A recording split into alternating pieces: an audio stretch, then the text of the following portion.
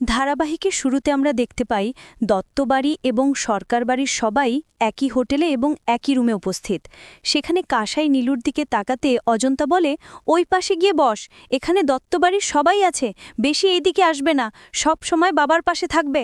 অপরদিকে নীলুর মা নীলুকে বলে, এখানে কিন্তু সরকার বাড়ির সবাই আছে, মেয়েটার দিকে ভুলেয়া তাকাবি না। তখন নীলু বলে, মা, এমনিতেই খিদে পেয়ে গেছে, এর মধ্যে তুমি আর শাসন করতে এসো না। পরক্ষণে সেখানে চঞ্চল ঝাঁপিকে বলে, আমরা কি সারা রাত উপোস করে থাকব? সেই সকালে কলা পাউরুটি খেয়ে বেরিয়েছি, এখন অবধি খাওয়া জুটল না, খিদে পেট জ্বলছে। তখনই ঝাঁপি বিতানকে বলে, হোটেলের ম্যানেজারকে ফোন করে খাবার আমাদের রুমে দিয়ে যেতে বলো। বিতান ম্যানেজারকে ফোন করতে ম্যানেজার বলে, সমস্ত খাবার শেষ হয়ে গেছে, এখন আপনারা আর কোনো খাবারই পাবেন না, তাই বাইরে গিয়ে নিয়ে আসতে হবে।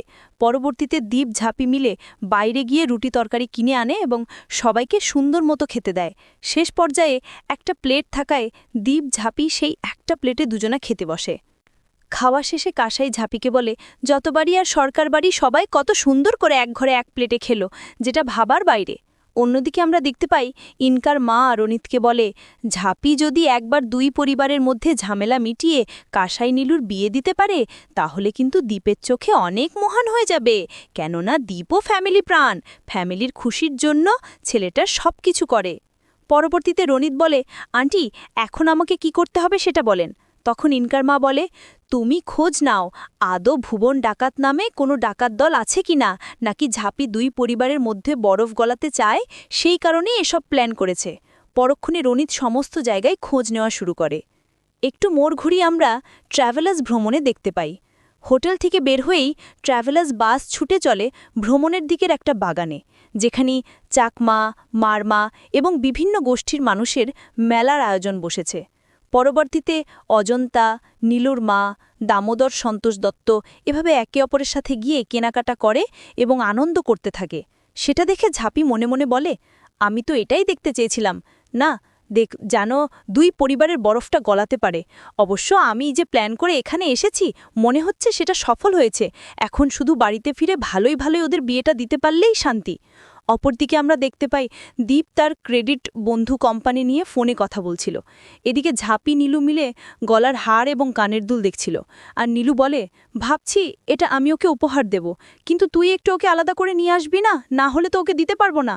পরক্ষণে দীপ বলে ওঠে, তুই কাকে কি দেওয়ার কথা বলছিস, কি দিবি তুই? তখন নীলু বলে, তেমন কিছু না রে, ঝাঁপি অনেক দিন থেকে আমার কাছে চেয়েছিল এফডি পাসওয়ার্ড, সেটাই দেওয়ার কথা বলছিলাম। পরক্ষণে নীলু ওখান থেকে চলে যায় এবং ঝাঁপি একটা কানের দুল নিয়ে দীপকে বলে, ভুলে গেছি টাকা, এখন কি করে দেব, কিন্তু এই কানের দুলটা আমার খুব ভালো লেগেছে। পরবর্তীতে দীপ বলে, তোর আর যা যা ভালো লাগে এখান থেকে নিয়ে নে, আমি সব টাকা বের করে দিচ্ছি। অপরদিকে আমরা দেখতে পাই ইনকার মা রনিতকে বলে, আমি আমার সোর্স দিয়ে খবর নিয়েছি, ভুবন ডাকাত নামে কেউ নেই, তুমি এক্ষুনি দত্তবাড়িদের কাছে খবরটা দিয়ে দাও, যাতে বাড়ি ফেরার আগেই যত বাড়ি সরকার বাড়ির মধ্যে আবার ঝামেলা লেগে যায়। পরবর্তীতে রনিত চঞ্চলকে ফোন করে, কিন্তু ফোন বন্ধ থাকায় রনিত খুব রেগে যায় আর বলে, দরকারে সময় কাউকে পাই না। পরের সিনে আমরা দেখতে পাই দত্তবাড়ি এবং সরকার বাড়ি সবাই একসাথে থাকায় দীপ একটা ফ্যামিলি ফটো ওঠায়। তখনই বিতান শুভন সবার জন্য খাবার নিয়ে আসে এবং সবাইকে পরিবেশন করে দিলে খাবার খেতে থাকে। সেই সুযোগে ঝাঁপি কাসাইকে নিয়ে যেখানে যায়, যেখানে গাছের নিচে নীলু দাঁড়িয়েছিল। অপরদিকে আমরা দেখতে পাই রনিত বারবার চঞ্চলকে ফোন করতে থাকে এবং শেষ পর্যায়ে চঞ্চলকে বলে, করলাম ঘুরতে গিয়ে তোমাদের নাকি ডাকাত দল ধরেছিল, তা তোমাদের থেকে ডাকাত দল কী নিয়েছে? তখন চঞ্চল বলে, আমাদের থেকে কোনো মুক্তিপণ নেইনি, মাথায় বন্দুক থেকে আমাদের নাচ করিয়ে নিয়েছে। পরক্ষণে হেনেসে বলে, এই সব কিছু ঝাঁপির প্ল্যান ছিল, আমি খোঁজ নিয়ে দেখেছি, এমনকি পুলিশকে দিয়েও খোঁজ নিয়েছি, কানে ডাকাতের কোনো অত্যাচার নেই, সেটা অবশ্য আগে হতো, কিন্তু ডাকাতের অত্যাচার এখনও অতীত।